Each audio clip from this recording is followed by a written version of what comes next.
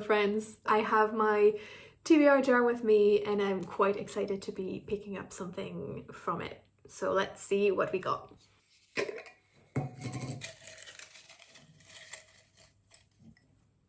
Ooh, okay. A non-fiction book about neurodivergence or another Neurovember theme. I know exactly what I want to read and it's actually perfect because if you've seen my previous video, I just finished Six of Crows, which I loved, and I'm waiting for Crooked Kingdom, the sequel to the book, to arrive in a few days. So I wanted to pick something very different in the meantime. So I was hoping for nonfiction, so this is perfect. I'm gonna pick and dive into This Is What It Sounds Like by Susan Rogers and Ogas. And yeah, I'm very excited because I've been wanting to read this one for quite a while. So I'm really looking forward to it. Hello friends. Today we are Saturday the 15th of November, which means that we are halfway through the month and the Neurovember readathon. So that means that we are due for a new update on my reading. So I've read 3 books this week, but only one of them was for Neurovember. So that's the one I will be talking about today. And that is This Is What It Sounds Like by Susan Rogers and Ogas. Susan Rogers was a very successful music producer and she switched careers to a degree to become kind of a neuroscientist, and she teaches music production at university now.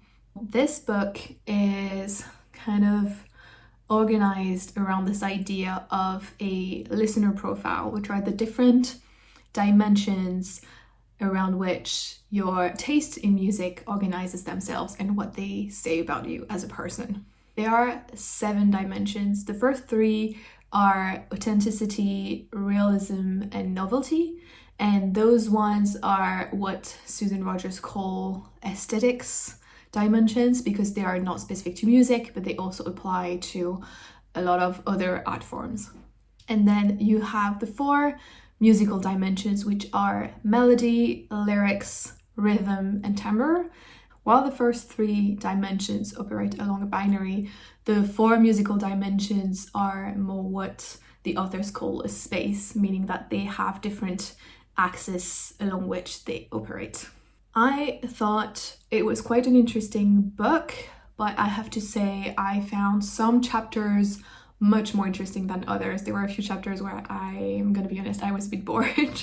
It is sometimes hard to know what you're expecting or what you're looking for from a book before you actually read it. And I think from this one, it was very much the case that I was really keen to read it. I was really interested, but I couldn't really pinpoint or express what exactly I was hoping to get out of the book.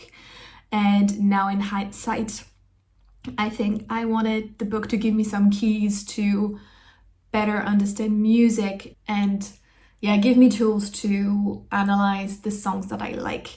And I think it does that to a degree, again, with those 7 different dimensions.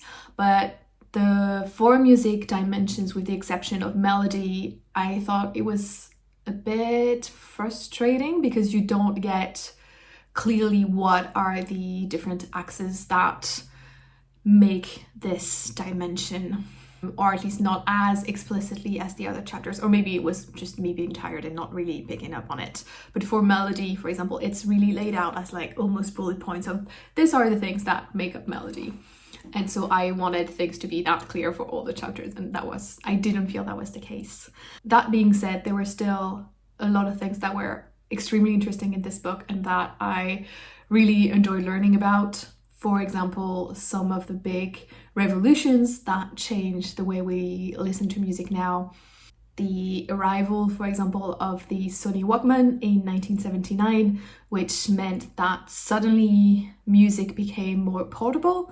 Before that, you would have to listen to the radio and people would sit next to the radio, or they would go to their friends to listen to their records and have those kind of listening parties together. And so the act of listening to music was much more active because you were there and just like giving your full attention to the music that you were listening to. Whereas today, music has much more become the background soundtrack of our lives. We have a more passive attitude with listening. And so that kind of sparked some reflection for me around the idea of audiobooks as well. I know there is this kind of heated debate about whether reading audiobooks is reading or not. And I mean that, like, if you draw the parallel between that debate and what is said in the book about music, I feel that maybe, at least for me, reading an audiobook is not as active as reading a physical book, because I can listen to an audiobook and do something else at the same time. So I'm not giving it my undivided attention. It doesn't mean that it doesn't count as reading, but I think for me, again, at least in the way that I utilize audiobooks, it's a slightly different process, and I'm not as engaged and attentive as I would be with a physical book. The other big revolution in the music industry came, I think, about 40 years ago with the arrival of the DAW, which stands for Digital Audio Workstation, and which is basically what now allows to create those digital sounds. Before that, music was more realistic in the sense that what you were hearing was actual musicians playing instruments, and that was recorded as it was. Whereas now, usually you will have a main track that is an actual instrument, but then around it you have a soundscape that is not created by a human playing an instrument, but it's very much created digitally by a machine.